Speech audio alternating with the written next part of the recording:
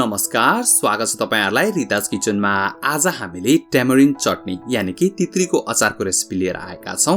तपाईहरुले रेस्टुरेन्टमा समोसासँग, पकौडासँग अथवा चाटमा यस्तो ट्यामरिन चटनी अवश्य पनि खानु भएको होला। आज म तपाईहरुलाई रेस्टुरेन्ट स्टाइल ट्यामरिन चटनी घरमै बनाएर देखाउने छु। यो तित्रीको अचारलाई तपाईहरुले एक पटक बनाएर 1 महिना खान सक्नुहुन्छ। आउनुस् फटाफट सुरु गरौँ आजको यो रेसिपी।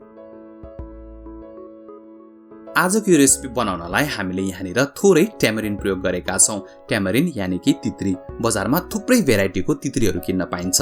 यदि तपाईसँग बोक्रा सहितको अथवा भित्र गेडा भएको ट्यामरिन पाउनु भयो भने त्यो पनि प्रयोग गर्न सक्नुहुन्छ। तपाईले किराना पसलेलाई सोध्नु होला, खास गरिकन पानीपुरीको लागि सामान बेच्ने ठाउँमा तित्री पनि पाइन्छ।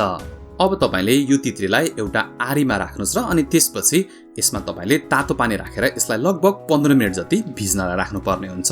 यदि तपाईसँग बोक्रा सहितको तित्री छ भने तपाईले पहिला बोक्रा निकाल्नु होला अनि त्यसपछि मात्रै पानीमा भिजाउनु होला। तपाईले यसलाई पानीमा भिजाएर 15-20 मिनेट छोडेपछि यो एकदमै नरम हुन्छ अनि तपाईले यसलाई हातले राम्रोसँगले मुस्न सक्नुहुन्छ।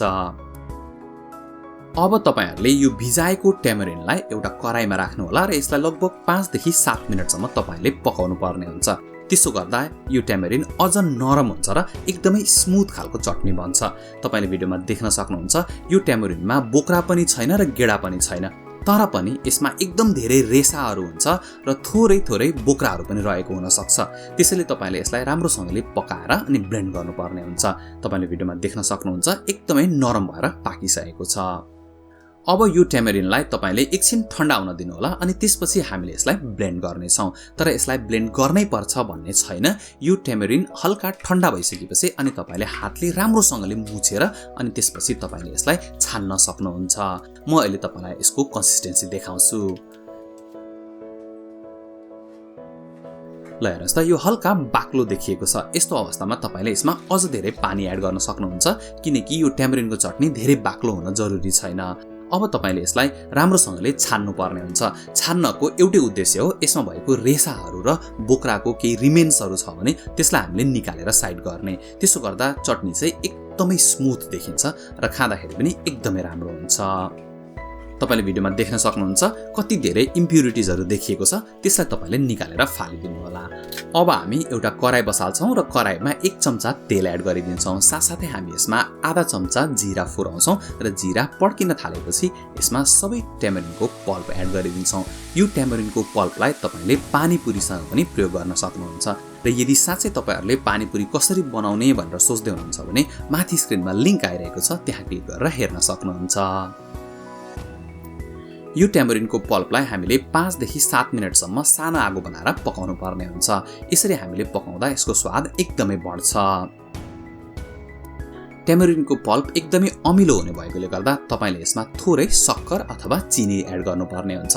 मैले चाहिँ माघे संक्रान्तिमा ल्याएको सक्कर उब्रेको थियो, त्यही माघे संक्रान्तिमा उब्रेको सक्कर यसमा एड गरिदिएको छु। लगभग 50 ग्राम जति सक्कर हाल्नु होला र तपाईले पछि पनि यसलाई फेरि चाख्नु पर्ने हुन्छ किनकि कुनै तित्री एकदम बढी अमिलो हुन्छ भने कुनै तित्री त्यति धेरै अमिलो हुँदैन। त्यसैले गर्दा यदि बढी अमिलो छ भने बढी चिनी हाल्नु पर्ने हुन्छ। यो ट्यामरिन पल्पमा हामीले 1 सानो चम्चा नुन प्रयोग गरेका छौं। साथसाथै तपाईले आधा सानो चम्चा बिरे नुन पनि राखिदिनु होला। नुन र बिरे नुनले एकदमै राम्रो स्वाद दिन्छ। साथै हामीले यसमा 1 सानो चम्चा चिली फ्लेक्स प्रयोग गरेका छौं। तपाईहरुले चिली पाउडर पनि प्रयोग गर्न सक्नुहुन्छ।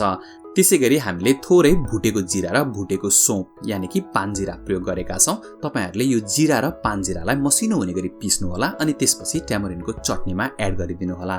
तपाईहरुले यी सबै मसलाहरू एड गरिसकेपछि अनि यसलाई एकछिन चलाउँदै अझै पकाउनु पर्ने हुन्छ। ट्यामरिनको चटनीमा सबैभन्दा ध्यान दिनुपर्ने कुरा भनेको यसमा भएको नुनिलो, गुलियो, अमिलो र पिरोलाई तपाईले एकदमै राम्रोसँगले ब्यालेन्स गर्नुपर्ने हुन्छ। तपाईले यी सबै सामग्रीलाई ब्यालेन्स गर्न सक्नुभयो भने एकदमै मिठो ट्यामरिनको चटनी बनेर तयार हुन्छ। तपाईले यसलाई चाख्न पनि सक्नुहुन्छ र यसको कन्सिस्टेन्सी हेर्नुस् त, यो लगभग तयार भइसकेको छ, तर यसलाई म एकपटक चाख्दै छु। यो ट्यामरिनको चटनी हल्का अमिलो बढी भएकोले गर्दा मैले यसमा 2 ठूलो चम्चा चिनी अनि साथसाथै आधा सानो चम्चा नुन पनि एड गरिदिएको छु। नुन र चिनीलाई तपाईले ब्यालेन्स गर्नुपर्ने हुन्छ। अब तपाईले नुन र चिनी पग्लुन्जेलसम्म लगभग यसलाई 2-3 मिनेट अझै पकाउनु पर्ने हुन्छ। अनि यो चटनी कतिखेर रेडी भयो त कतिखेर ग्यास बन्द गर्ने भनेर सोच्दै हुनुहुन्छ भने तपाईले यो चटनीलाई चाहिँ हल्का पातले राख्नुपर्ने हुन्छ। यो सेलाएपछि अझ बाक्लो हुन्छ र तपाईले चेक गर्नको लागि चाहिँ एउटा चम्चाले यसलाई चलाउनु होला र राम्रोसँगले कोटिङ भयो, चम्चाको वरिपरि चटनी लाग्यो भने यो रेडी भएको मानिन्छ। त्यसपछि तपाईले यसलाई आगो बन्द गरेर सेलाउन दिनु होला अनि तपाईले यसलाई एयरटाइट कन्टेनरमा राख्नुभयो भने यो चाहिँ 1 महिनासम्म राखेर खान सकिन्छ। तपाईले यो चटनीलाई विभिन्न परिकारहरूसँग सर्भ गर्न सक्नुहुन्छ। सबैभन्दा मिठो त समोसासँग हुन्छ। त्यसैगरी तपाईले यसलाई पानीपुरी, पकौडा, चाटमा राखेर पनि खान सक्नुहुन्छ र म तपाईलाई एउटा जानकारी दिन चाहन्छु। अर्को भिडियो भनेको चाटको हुनेछ। तपाईहरु पनि यो भिडियो हेरेर यसरी नै ट्यामरिन चटनी बनाउने प्रयास गर्नुहोला अनि कस्तो भयो कमेन्ट गरेर भन्न चाहिँ नबिर्सिनु होला। आजको रेसिपी तपाईहरुलाई कस्तो लाग्यो, मन पर्यो हैन त? त्यसो भए लाइक गरिदिनु होला, कमेन्ट गरिदिनु होला र साथीहरुसँग शेयर पनि गरिदिनु होला। हाम्रो च्यानललाई सब्स्क्राइब गरेर हामीलाई सपोर्ट पनि गरिदिनु होला। अर्को रेसिपी लिएर फेरि आउने छौं। आजलाई धेरै धेरै धन्यवाद।